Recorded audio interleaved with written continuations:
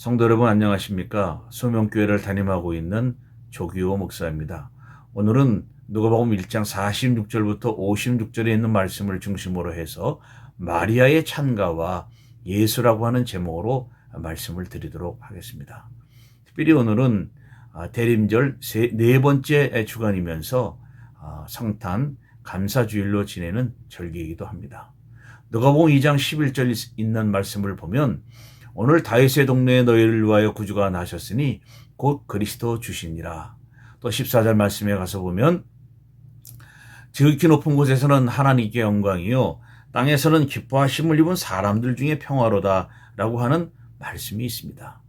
이 구절의 말씀을 들으면 저는 오래전 학창시절에 새벽성을 돌면서 각 가정들마다 찬송을 부르고 그리고 이 구절들을 앞장서서 읽어주었던 그런 기억이 떠오르곤 합니다. 얼마나 기쁜 소식입니까? 누가복음의 이런 말씀처럼 주님 오심을 애타게 기다렸던 사람들에게 새로운 생명의 삶과 그리고 그 삶을 이끌어가는 능력이 되며 그리고 이리저리로 헤매는 사람들에게 오늘의 말씀이 주님의 평화와 기쁨이 가득하시기를 축복합니다.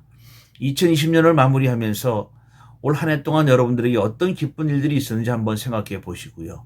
그 기쁜 일들이 있었다면 어떻게 표현하였는지 한 번 더 생각해 보시기를 바랍니다. 올 한 해 동안 코로나19로 인해서 온 세계가 걱정과 근심 그리고 아직도 그 문제가 해결되지 않아서 모두가 어려움을 겪고 있는 이 시대입니다. 그런 가운데서도 어떤 분들은 오랫동안 기다렸던 직장이 되었다고 하는 소식을 듣기도 하고 또 투병 생활 중에서 병이 나았다는 소식을 듣기도 하고 또 걱정을 했고 문제가 잘 정리되었다고 하는 소식을 들었을 때 어떤 식으로든 자신의 기쁨을 표현하는 사람들이 있습니다. 저도 어떤 기쁜 일을 당했을 때에는 맞이했을 때에는 노래를 부르거나 속으로 또는 허밍으로 이렇게 기쁨을 표현했던 적이 있습니다. 그래서 오늘의 말씀은 지난번에 말씀드렸던 미리암의 노래가 강한 적을 물리쳐 주신 하나님을 찬송하였던 것이라고 한다면 오늘 우리가 읽었던 마리아의 노래, 마리아의 찬가는 인생을 송두리째 빼앗길지도 모를 여인에게서 나온 승리의 노래이고 또 혁명의 노래라 볼 수 있습니다. 왜냐하면 마리아는 요셉과 결혼하기로 법적으로 결정되었지만은 아직 동거하기 전에 임신을 했기 때문에 그렇습니다. 요즘식으로 말씀을 드리면 미혼모라든지 또는 속도 위반과 같은 비슷한 상황인데요. 마리아는 이런 일로 인해서 구설수에 시달렸을 것입니다. 조금 뒤에도 조금 자세히 말씀을 드리겠지만 그때 이 마리아의 나이는 초경을 치른 지 얼마 안 되었기 때문에 아마 13세에서 15세 정도, 아마 15세 정도의 나이였을 것이라고 생각을 하고 있습니다.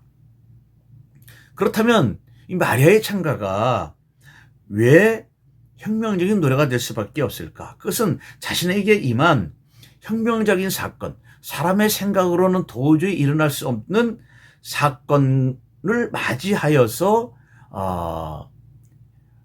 임했던 그 잉태의 그 순간, 이것 때문에 자기가 사회에서 따돌림을 당하고 불이익을 당할 수도 있었던 이 사건을 이야기하고 있는 것은 무엇인가 하면은요, 누가복음을 보면 누가복음에 있는 공동체의 상황이 어떤 상황이 생겼기 때문이라고 하는 것입니다.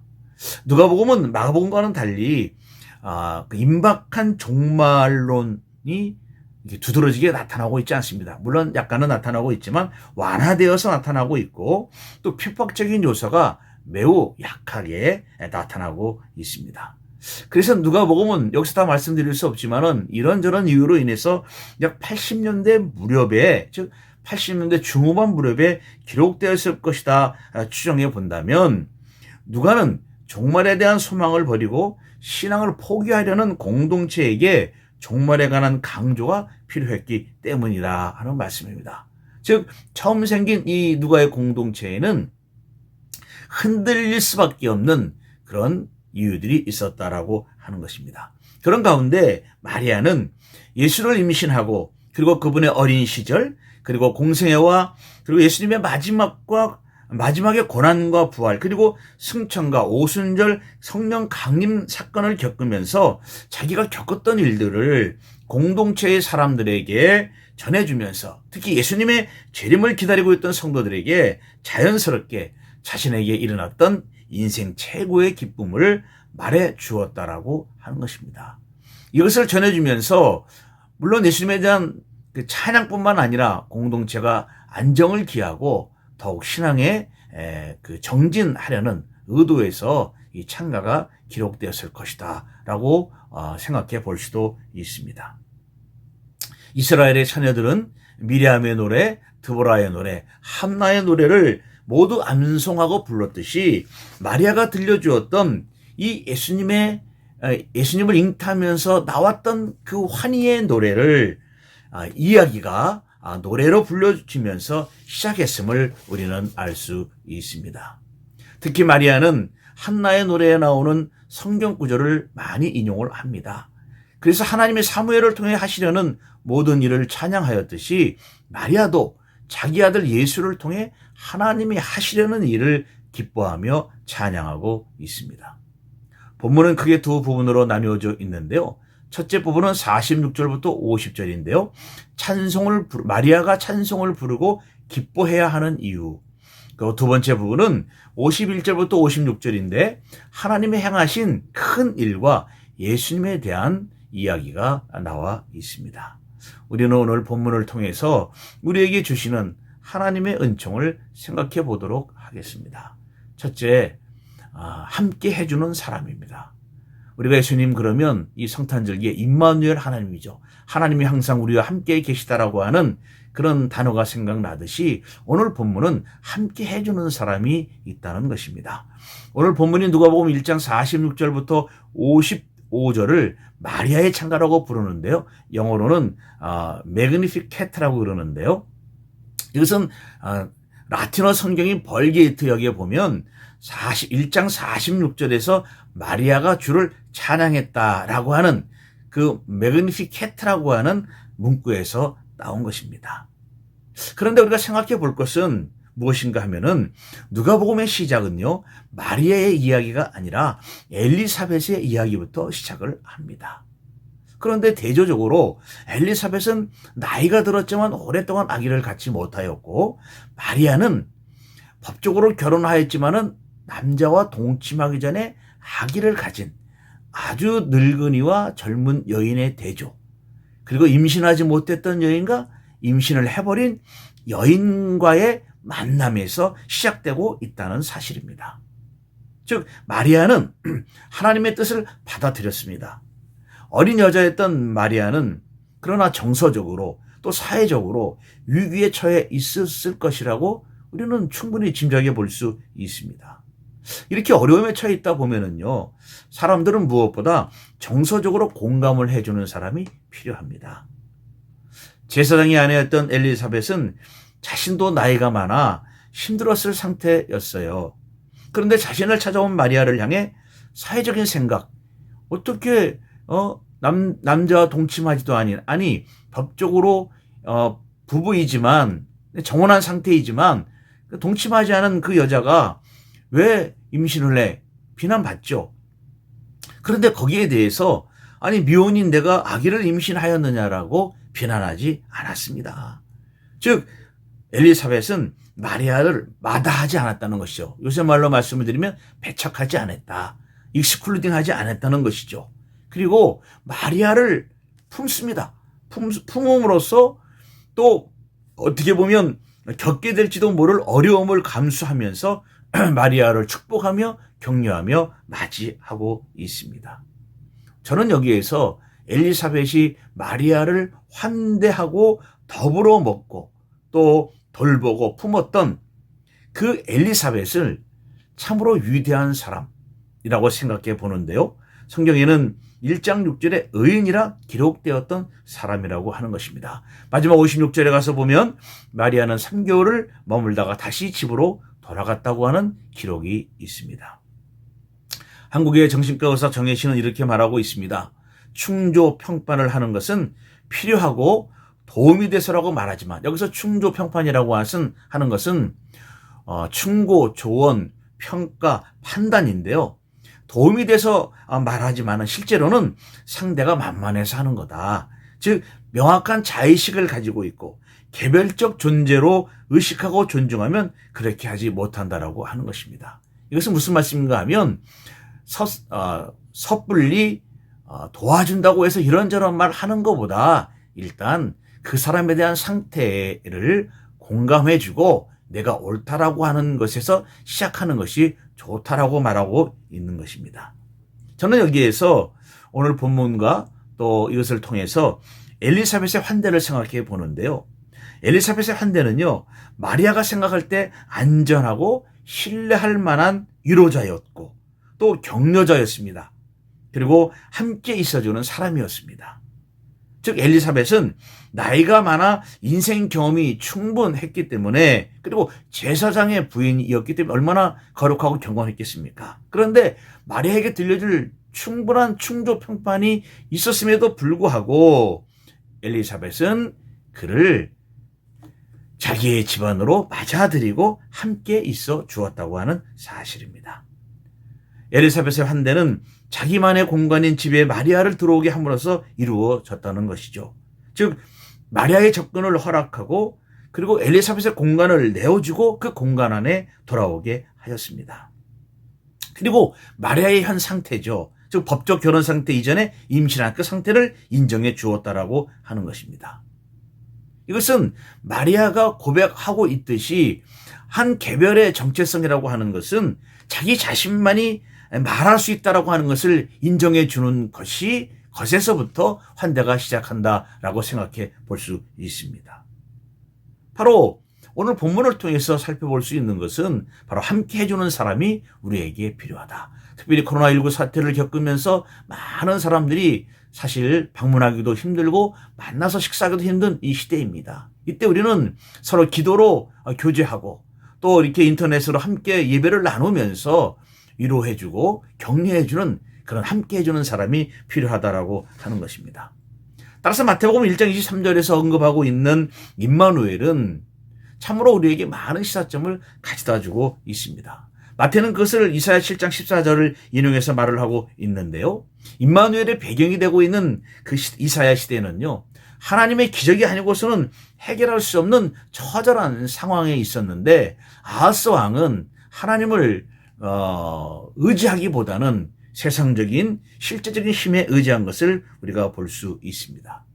마태는 헤롯의 시대, 누가는 아구스도의 시대, 즉 인간의 힘으로는 헤쳐나갈 수 없는 제국의 시대에 하나님이 지금 함께 하신다고 하는 사실을 인간인 아기 예수와 함께하고 있는 마리아와 그리고 그를 환대하고 있는 엘리사벳을 통해 우리에게 인간의 이성과 사회적인 통념 그리고 전통을 벗어난 초월적인 신뢰를 보여주고 있다라고 하는 것입니다.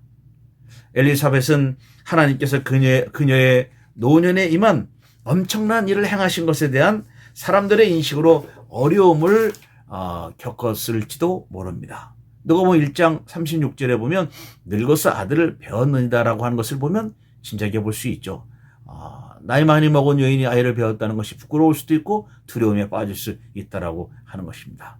그래서 그녀의 임신이 겉으로 분명하게 드러날 때까지 그 임신을 비밀로 한 것처럼 아마 마리아가 가질 수밖에 없는 두려움에 대해서 이 엘리사벳은 연민의 정을 가지고 마리아를 환대했으리라고 저는 생각하고 있습니다. 인간의 일반적인 생각을 넘어서 오신 예수님은 사람들이 기대하고 바라던 기존의 방식을 통하여 문제를 해결하시는 것처럼 두려움의 시대에 우리도 엘리사벳과 마리아처럼 습관적으로 해오던 간섭을 넘어서서 먼저 손 내밀고 기쁨을 전해주고 함께 해주는 성도들이 되었으면 합니다. 조금 전에 예수님이 사람들이 기대하고 바라던 기존의 방식을 통하여 문제를 해결하셨다라고 말씀을 하셨는데요. 실제로 어떻게 보면 사람들이 기대했던 그 이상의 방식으로 오신 것처럼 초월적인 신비를 통해서 또는 일상적인 신비를 통해서 예수님의 초월적 신비를 드러내고 있다라 이렇게 생각해 볼 수 있습니다. 지금은 팬데믹 상황인 코로나19로 인해서 성도 여러분들의 집이, 또 저의 집이 엘리사의 집처럼 되지는 못하고 있습니다. 그러나 여러 가지 메신저와 영적인 기도를 통해 서로에게 엘리사벳이 마리아에게 베푼 연민의 정이 가득한 성도와 집이 되시기를 바랍니다. 우리 서로가 엘리사벳과 마리아가 되어서 함께 부르는 기쁨의 노래를 부르시기를 바랍니다. 그래서 절망과 고통이라고 하는 두 단어밖에 없었던 흩어져 있는 성도들에게 주시는 해방의 노래가 바로 이 마리아의 노래인 것처럼 나이 많은 노정의 환대를 통한 마리아와의 그 신뢰를 가지고, 그리고 자신들을 구원한 하나님을 향한 찬양과 고백이 바로 오늘의 본문이라고 하는 사실을 기억하면서 이 노래는 단지 마리아의 찬가가 아니라 제국의 시대에 맞서, 그리고 흩어져서 고통을 겪고 있지만 주님께만 온전히 신뢰를 드리고 있는 성도들이 부르는 찬양의 노래라고 하는 것을 믿으시기를 주님의 이름으로 축복합니다. 두 번째는 찬송을 부르고 기뻐해야 할 이유에 대해서 말씀을 드리도록 하겠습니다. 46절부터 50절에 있는 말씀인데요.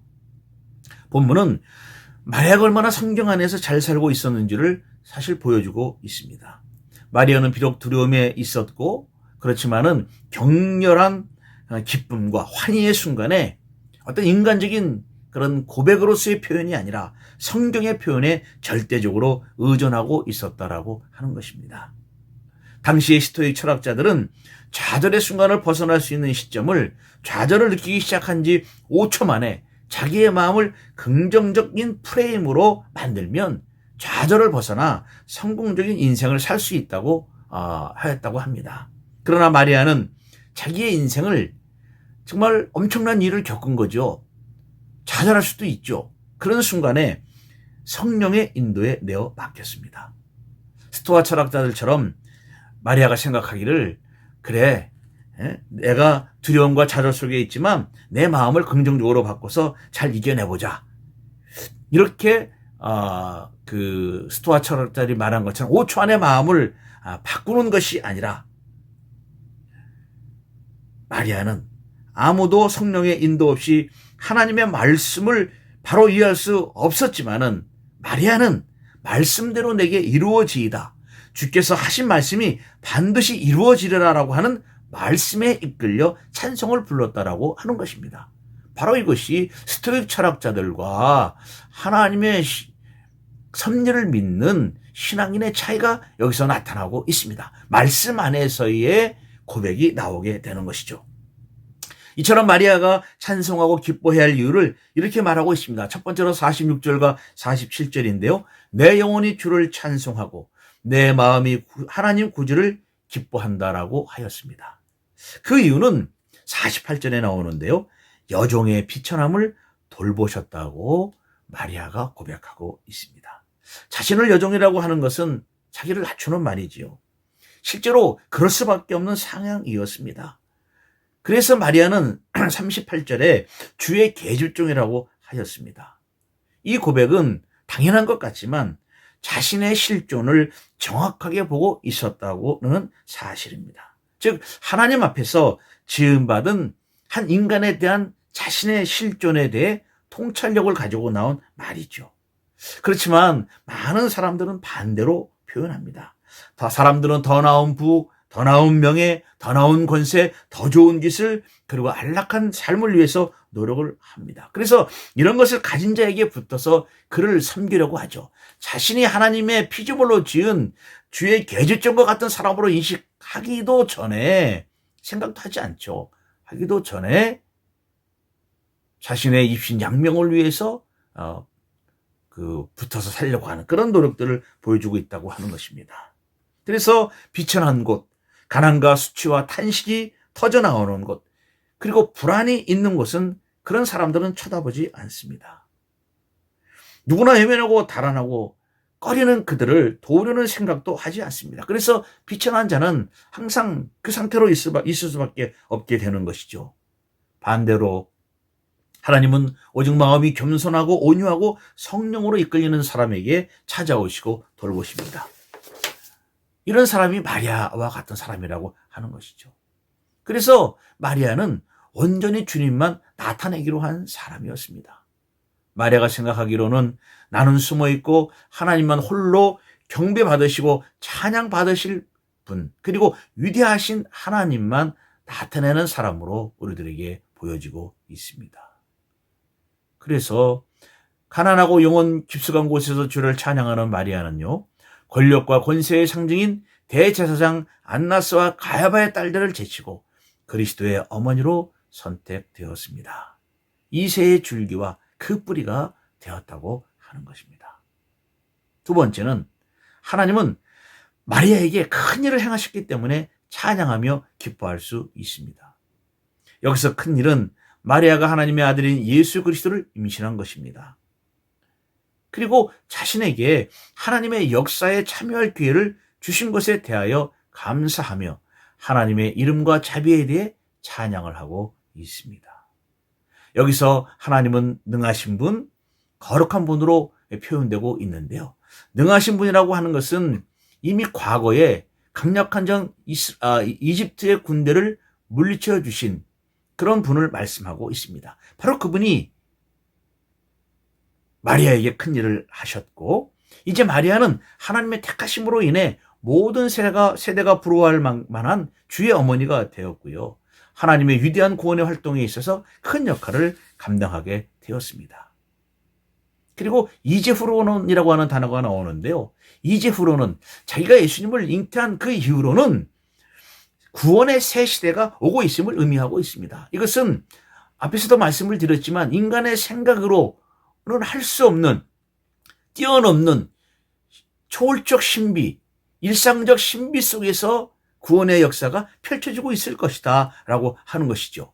지금까지는 사람들이 예측할 수 있는 방식으로 세상이 움직여졌다면 이제후로는 하나님의 방식으로 이루어지고 하나님의 도구에 의해서, 그리고 하나님의 도구로 사용받게 된 마리아를 통해서 이루어질 것이다 라고 하는 것이고, 그래서 이 마리아는 모든 미래의 사람들로부터 행복한 사람이라고 불려지게 된다는 것입니다.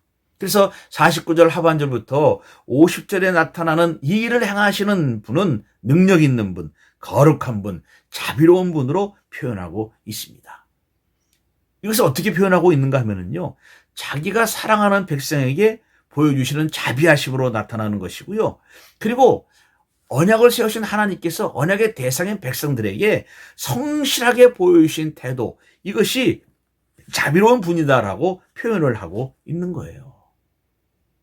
그러니까 하나님을 두려워하는 사람은 하나님을 통치를 알고 있는 사람입니다. 자세히 말씀드리지 못하지만 큰일을 하셨다라고 하는 이 본문에 나와 있는 주동사들을 보면 주로 과거형으로 쓰여졌어요.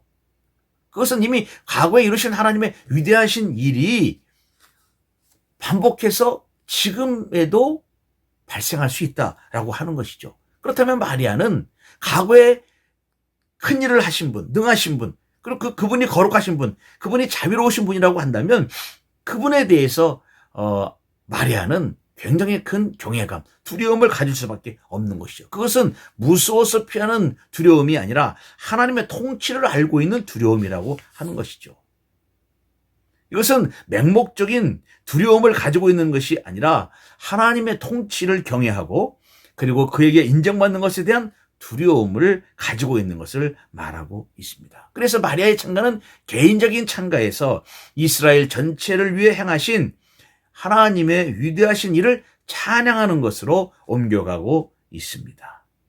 출애굽에 행하셨던 하나님의 큰 일, 시내산에서 언약을 체결하셨던 거룩하신 분, 그리고 예수 안에서 새롭게 갱신된 계약의 언어로 공동체를 향해서 자비로운 분으로 사용되고 있다라고 하는 것입니다. 이것은 하나님을 찬양하는 자에게 대하는 하나님의 새로운 방식이라고 하는 것입니다. 따라서 코로나19 시대에 우리는 참으로 자신들의 속마음을 털어놓을 수도 없고 그럴 수 없는 괴로운 시대를 지나고 있습니다만은 우리는 하나님에 대한 찬양을 마음속 깊이 울려나오고 눈물을 머금고 고통을 씹으면서 하나님을 찬양하는 주의 성도들이 될 때 하나님은 그 찬양하는 자에게 새로운 방식으로 은혜를 베풀어 주실 줄로 믿습니다. 이러한 마리아의 찬양과 하나님에 대한 묘사는요, 마리아의 중심에 온전히 주님만 나타나기로 한 사람이라고 볼 수 있고요. 자기는 숨어 있고 홀로 경배받고 찬양받으실 만한 분이 누구이냐? 바로 능하신 분, 거룩하신 분, 자비를 베풀어 주신 분이라고 말할 수 있습니다. 서두에도 말씀드렸듯이 마리아는 매우 큰 환난과 고통 중에 있었습니다. 사람들은 그녀를 음탕한 여인이라고 조롱하고 또 아마 가시거리를 만들어서 꼬리에 꼬리를 물어서 떠벌리고 다녔을 것입니다. 그럼에도 불구하고 마리아는 주님을 찬양하며 구주를 기뻐하고 있습니다. 고통과 번민의 순간 속에서도 소문이 번지는 그 아픔 속에서도 오히려 마리아는 하나님과의 관계가 더 돈독해지고 더 단단해져 가고 있습니다. 오히려 더 성령 충만해 가고 있다라고 하는 사실입니다. 저도 그렇고 우리 성도님들 또 이 설교 말씀을 들으시는 여러분들도 얼마나 어려움이 크고 또 참아내야 될 인내의 시간이 얼마나 길겠습니까? 그 아픔 속에서 우리는 묵상한다고 하는 것은 단순히 눈을 감고 생각하는 것이 아니라 하나님께 뜻을 묻고 내가 앞으로 어떻게 살아가야 될지를 결단하는 그런 시간을 통해서 그 시련의 기간을 통해서 하나님의 귀중한 뜻을 발견하시는 주의 종들이 되시기를 주님의 이름으로 축복합니다. 따라서 성도 여러분, 환난이 아무리 커도요, 단 한 방울의 신앙이 있으면 우리는 그것을 이길 수 있습니다. 신앙이 지옥불에 던져진다고 하여도 지옥은 단 한 방울의 신앙으로 불타지 않는다고 합니다. 세 번째로 하나님이 행하신 큰일이 무엇인지 말씀을 드리도록 하겠습니다. 51절부터 55절까지 나오는데요. 마리아가 하나님에 대해 표현했던 큰일에 대한 구체적인 일들이 두 번째 단락에서 설명하고 있습니다. 내용은 세 가지입니다. 첫째는 하나님이 교만한 자를 흩으신다고 하는 사실입니다. 51절에 보면 그의 팔로 힘을 보이사 마음의 생각이 교만한 자들을 흩으셨고 그랬습니다. 즉 51절부터 54절까지 사용된 동사가 조금 전 앞에서 말씀드렸듯이 특이하게 보여지고 있는데요. 이 부분에서 동사를 과거형으로 사용하고 있다고 하는 것인데 그것은 이 구절들이 단순한 창작이 아니라 하나님께서 지금 하신 일을 즉 예언된 어떤 것을 이미 성취된 것으로 여기고 사용했다라고 하는 것입니다. 그리고 이 구절은요. 시편 89편 11절의 말씀을 기억하게 하는데요. 주의 원수를 주의 능력의 팔로 흩으셨다라고 하는 구절입니다. 즉 하나님께서는 그의 능력을 펼쳐서 교만한 자들의 계획을 헛된 것으로 만든다라고 하는 것입니다. 여기서 교만한 자는 다른 자들을 내려다보는 사람이고요. 그래서 이 교만한 자들은요. 자신을 절대화시켜서 하나님 자리에 자신을 올려놓는 사람입니다. 교회 다니고 신앙이 있다고 하지만 이런 분들이 얼마나 우리 주위에 많습니까? 이런 자들은 천한 자를 무시하고 하나님을 올려다보지 않습니다. 그래서 성경에서는 이런 교만한 자를 계속해서 하나님의 원수로 표현하고 있는 것을 볼 수 있습니다. 교만한 자를 흩으시고 가는 말씀은 하나님의 자비는 그를 두려워하는 자들에게 대대로 있으리로다라고 하는 50절의 말씀과 대조를 이루고 있습니다. 눈이 높고 눈꺼풀이 높이 들린 사람은요, 하나님이 사용하지 않습니다. 겸손으로 허리를 동이고 나를 죽이고 온전히 주님을 세우는 사람을 하나님은 사용하십니다. 마리아처럼 내면 깊이 주님을 모신 사람을 하나님께서는 그를 통하여 능력의 일을 행하시게 되는 것입니다. 이처럼 첫 번째 하나님이 교만한 자를 흩으신다면 두 번째는 하나님은 백성들을 해방시켜 주신다고 하는 것입니다. 52절에 보면 권세 있는 자들을 그 자리에서 내치시고 보잘것없는 자들을 높이셨다라고 말씀하고 있습니다. 49절에서 하나님을 표현하기를 전능하신 하나님이라고 그랬는데요. 52절에서는 내친다라고 그러는데 이 단어는 바꾸다, 끌어내린다라고 하는 말씀입니다. 즉 힘이 있는 하나님은 힘이 있는 자들을 낮출 수 있는 분이라고 하는 것입니다. 하나님께서 교만한 자를 흩으시고 그리고 그들을 흩으신 것처럼 힘센 자를 그 왕좌에서 끌어내신다라고 하는 것은 구체적으로 정치적인 원수로부터 백성을 해방시켜 주신다라고 하는 것입니다. 그래서 하나님께서는 그를 의지하는 사람들을 위해 행동하실 뿐만 아니라 그를 거역하는 사람들에 대해 대적하여 행하시는 분이라고 하는 것입니다. 과거에 하나님이 미리암과 드보라 다윗을 통하셨던 것처럼 마리아는 그 백성의 구원자인 하나님께 바치는 찬양을 인도하면서 구체적으로 이 일을 이루실 아기에 대해서 찬양을 하고 있는 것입니다. 그러니까 교만한 자를 흩으시고 백성들을 해방시켜 주시는 일을 누구를 통해서 하는 것인가? 지금 자신이 성령을 통해 잉태하신 예수를 통해서 이 일이 행하신다라고 하는데요. 이 말씀은 누가복음 4장 18절의 말씀처럼 복음을 전하여 자유롭게 하고 다시 보게 하며 은혜의 해를 선포하는 분으로 예수님이 말씀하셨던 그분을 지금 먼저 마리아가 자신이 잉태한 그분에 대해서 표현하고 있는 것입니다. 당시에 권세 있는 자들은 누구가 있겠습니까? 왕이 있고 귀족이 있고 장군이 있고 고위 관리들이 있었을 것입니다. 그리고 그들과 결탁되어 있는 제사장들과 서기관들 그리고 그런 그룹들이 있었을 것이에요. 그리고 무엇보다 세상을 폭력과 힘으로 이끌어가는 정치가들을 말할 수 있습니다. 이런 세상에서 해방시킨다라고 하는 것은 세상을 정의롭게 만들어간다는 의미입니다. 그런데 불행하게도 세상은 단 한 번도 모두가 정의로웠던 적은 없었습니다. 그럼에도 불구하고 정의로운 세상을 위해 수많은 사람들이 권력가들에 맞서 싸웠던 역사를 우리는 역사를 통해서 깨닫고 알 수 있게 되었습니다. 이런 불의하고 불공평한 세상에서 마리아의 찬양을 통해 세상은 점차 정의로운 세상으로 바뀌어질 것이라고 말하고 있는 거예요. 이런 사회적인 반전, 업사이드 다운이죠. 반전은 오실 아기 예수와 그의 증인들을 통해 구체적으로 실현되리라고 저는 믿고 있습니다. 그리고 그런 분들이 지금까지 해왔습니다. 예수님이 하셨던 이 일을 계승하여 우리가 사는 곳곳에서 행하다가 고초를 겪는 여러분들도 분명히 있습니다. 따라서 우리가 결코 실망할 수 없습니다. 실망하기보다는 오히려 찬양하여야 합니다. 그리고 나를 통하여 이루실 하나님의 큰 일이 무엇인지 그것을 고대하며 하나님께서 우리에게 베푸신 은혜를 생각하고 찬양하시기를 바랍니다. 그러면서 동시에 깊게 생각하십시오. 나는 무가치하고 아무것도 할 수 없는 존재입니다. 그러나 주님만이 위대하시고 마땅히 경배받으실 분입니다. 주님만이 가장 높으신 분이라고 찬양하시기를 바랍니다. 이렇게 찬양하면서 주님의 일을 하다가 우리가 비천한 곳에 처할 수 있습니다. 그렇더라도 놀라거나 두려워하지 마십시오. 마리아 곁에 엘리사벳이 함께 하였듯이 여러분들 곁에는 공동체의 성도들이 함께 있고 그리고 주님의 정의를 바라는 많은 동료들이 있다는 사실입니다. 사람들이 여러분들의 일들을 통해서 정당하고 또 정의로운 일, 또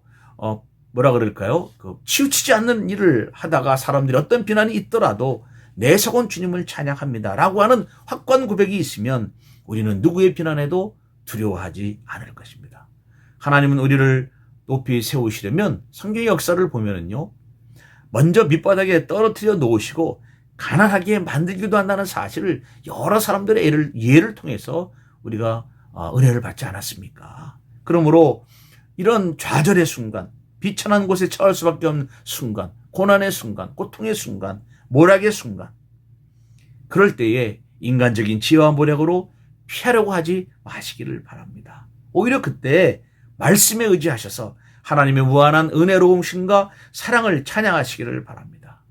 여러분, 우리가 겸손 그러지만은요, 벌써 겸손이라고 하는 단어를 아는 순간, 떠올리는 순간 교만이 된다고 하는 사실입니다. 마리아가 하나님께서 자기에게 하신 일을 천사의 말로 확인하고 신앙 안에서 확신하였기 때문에 세상의 악한 영들과의 싸움에서 마리아는 하나님의 승리를 믿고 있었기 때문에 주의 계집종이오니 말씀하옵소서라고 하면서 하나님께 찬양의 노래를 불렀다고 하는 사실을 우리는 배워야 하겠습니다. 비록 지금은 이성적으로 볼 때는 불합리하고 불가능한 일이 겹쳐서 일어나고 있기 때문에 현실이 어둡게만 보여지지만 성도는요, 하나님이 하신 큰 일을 볼 줄 알고 예언자들이 보고 듣고 깨달았던 그 통찰력을 가지고 가능성을 보는 주의 종들이 되어야 하는 것입니다. 그런 믿음 속에서 울려나오는 찬양은 나에게는 새롭게 열리는 세계를 활짝 열릴 수 있고 새롭게 열리는 세계를 볼 수 있는 좋은 기초가 될 수 있는 것입니다. 그래서 결코 안 된다고 하는 것이 나쁘거나 부정적으로만 영향을 끼치지 않는다라고 하는 것이죠. 이런 말이 될지 모르겠지만 부정의 변증법이라고 하는 말씀, 우리가 생각해 볼 수 있는 것 아니겠습니까? 그런데 사실 우리들은 조그마한 변죽에도 넘어지고 얄팍한 수단에 의기소침해서 기울어질 때가 있습니다. 열린 세계를 향한 믿음의 길에는 적들이 있음을 기억하시기 바랍니다. 반면에 하나님께서 행하시는 의인에 대한 선한 역사는 반드시 악인의 몰락을 가져온다고 하는 사실입니다. 따라서 환난과 고통 속에서도 우리들이 기뻐해야 할 것은 이 모든 것들을 통해서 훈련받고 연단받아서 하나님이 보여주시는 신비로운 세계와 세상에 대한 하나님의 소망을 발견하시는 주님의 종들이 되시기를 주님의 이름으로 축복합니다. 세 번째는 하나님은 세상을 공평하게 해 주십니다. 누가요? 마리아가 지금 성령으로 잉태된 그분, 교만한 자를 흩으시고 세상을 해방시켜 주시고 경제적인 공평을 해주시는 그분은 예수를 표현하고 있는 것이에요. 53절에 보면 배고픈 사람은 좋은 곳으로 배불리시고 부유한 사람은 빈손으로 돌려보내셨습니다 라고 말씀하고 있습니다. 여기서 배고픈 자와 부유한 자는 모두 영적인 성격과 물질적인 성격을 가진 자들로 우리가 알고 있어야 되고 그렇게 표현하고 있습니다. 53절에서는요. 52절의 정책인 관계가 사회적인 위치에 대한 사상으로 변화되고 있는 것을 우리가 알 수 있습니다. 그러니까 정치적으로 해방의 관계, 눌린 자를 해방시켜주고 하는 이런 관계가 이제는 사회적인 관계로 이제 변화가 되는데요. 특히 부자들이 가지고 있는 그런 것들은 빼앗기게 되며 아무것도 얻지 못하는 반면에 굶주린 자들은 하나님이 마련한 것으로 만족을 얻게 된다고 누가복음에서는 6장 11절, 21절이라든지 11장 13절에서 말씀하고 있습니다. 특히 이 구절은 53절은요. 시편 107편 9절과 유사한데요. 타는 목을 시원하게 죽여주시고 줄인 배를 좋은 음식으로 채워주셨다라고 하는 말씀입니다. 누가복음의 속편인 사도행전은 처음부터 경제적인 정의를 이루어가고 있었습니다. 가진 자들은 없는 자들을 위해 아낌없이 사적으로 서로가 가진 것을 내어놓았습니다. 교회와 성도들은 말로만 외치지 않고요. 제도적인 개혁과 사람들의 변혁을 위해서 복음을 증거하였는데요. 공생애를 시작하신 예수님의 첫마디가 회개하라고 하는 이 말씀은 단순히 마음만 돌이키라고 하는 것이 아니라 물질적인 것에서도 돌이키라고 하는 것이었다라고 볼 수 있습니다. 그런데 많은 사람들은 특히 신자들은요. 말씀은 말씀이고 세상의 방식은 다르다고 말하는 경우들이 있는데요. 이건 잘못된 생각입니다. 우리 신자들은 다른 사람들보다 주인이면 임금을 더 주고 더 좋은 복지 혜택을 주고 그래야 되는데요. 이것 아껴가지고 헌금한다는 사람들이 있다는 것을 제가 들어보았습니다. 본문은 이런 자들을 엎으신다는 거예요. 이래서는 안 되는 거죠. 누가복음 16장 19절부터 31절에 부자와 나사로의 비유에서 보듯이 사악한 부자의 재산이 빼앗기게 되는 것이 누가복음에서 말하는 보편적인 생각이라는 것입니다. 하나님이 주신 하나님이 주신 재산, 내 것이라고 생각을 해서 그렇게 하는 것이죠. 그러나 모든 것이 주께로부터 왔다라고 하는 생각이 기본적으로 있다고 한다면 그렇게 할 수가 없는 것이죠. 차별을 주거나 너무나 인색하게 굴 수는 없다라고 저는 생각을 합니다. 초기 우리 교회의 성도들은요, 경제적으로 오늘 본문처럼 전복적인 일들이 많이 이루어졌습니다. 왜 그랬을까요? 변화되어 예수 그리스도를 믿는 성도들에 의해서 이루어졌다라고 하는 사실입니다. 이제 이후로는 즉 예수님의 이 기묘한 잉태로 인하여 신비로운 초월적인 잉태로 인하여 그 예수를 맛본 사람들, 예수를 만나본 사람들은 이제 이후로는 변화된 삶을 산다고 하는 것입니다. 그래서 많은 부자들이 변화되어서 낮아지고 나누어주고 하는 그런 일들을 우리가 보고 있지 않습니까? 그런 분들은 단순히 초기 예수님을 만났을 뿐만 아니라 친히 십자가에 달리신 그분을 만나셨기 때문에 왜 그렇습니까? 십자가에 달린 것이 더 비천한 자리는 없고 이것보다 더 저주스러운 자리는 없었습니다. 우리가 피하고 싶어하는 자리에 하나님의 아들 예수 그리스도가 내려갔기 때문에 그렇습니다. 그래서 초기의 성도들은 그런 예수님의 말씀을 기억하고 그분의 행동을 내 마음속에 새기면서 그렇게 되기를 소망하면서 살았다고 하는 것입니다. 그렇지만 현대의 교회나 어떤 성도들을 보면 마치 로또처럼 인생의 역전을 기다리는 사람들이 있습니다. 그래서 교회는 죄송하게도 스토아적인 자기 개발료의 설교가 주요 흐름이 되었습니다. 그릇된 성도를 향해 예언자적 선포가 사라진 지 오래된 것처럼 보이고 있습니다.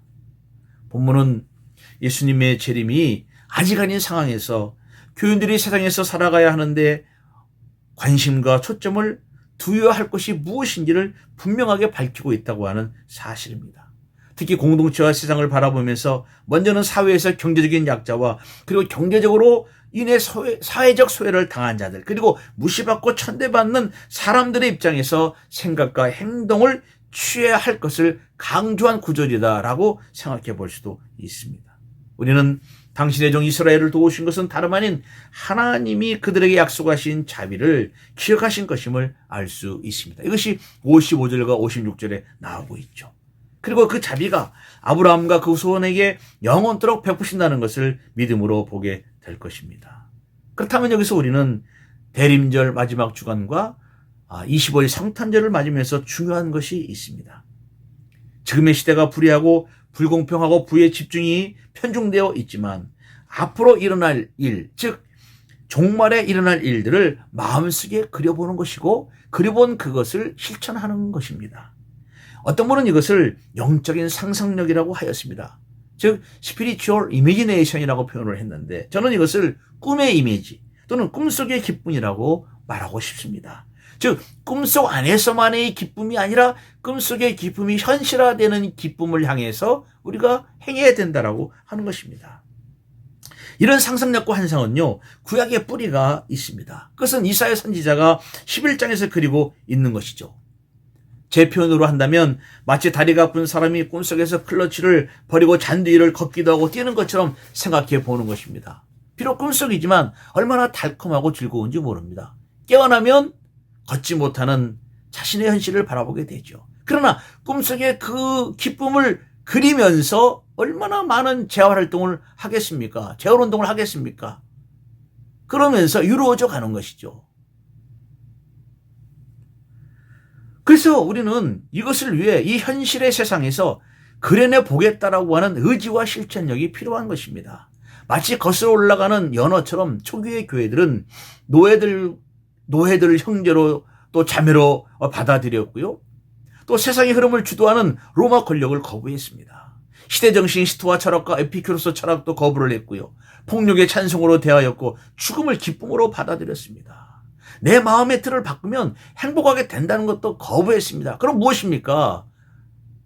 서두에 말씀드렸듯이 마리아가 말씀에 의지하고 성령에 의지했던 것처럼 했다고 하는 것입니다.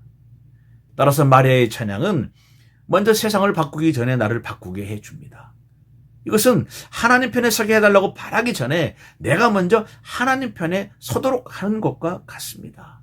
마리아의 찬양은 모두가 따라가야 할 것을 거절하면서 하나님이 허락하신 능력과 성령 하나님의 행위는 일반적으로 따라가야 할 인간적인 것을 거절하면서 신앙의 눈으로 약속을 바라보는 자세로 살아가야 된다. 이것을 강력하게 요청하고 있는 것입니다. 말씀을 맺겠습니다. 며칠 있으면 성탄절입니다. 팬데믹 상황으로 많은 분들이 고통을 겪고 있습니다. 그러나 현재 우리가 도울 수 있는 것은 별로 없습니다. 어쩌면 우리도 도움을 받아야 할지도 모릅니다. 우리에게 필요한 것은 백신과 치료약이 모든 사람들에게 접종될 때까지 얼마 동안의 시간이 필요하고 하다고 하는 것이죠. 그동안에 우리가 바랄 것은 부족함 속에 있지만 전적으로 하나님을 의존하며 하나님의 자비를 기다리는 것밖에 없습니다. 예수는 그런 사람들에게 하나님의 통치가 시작되고 있으며 그들이 곧 회복될 것임을 말씀하셨습니다. 예수님은 아무런 희망 없이 살아가는 사람들과 진정한 교제를 시작하셨고요.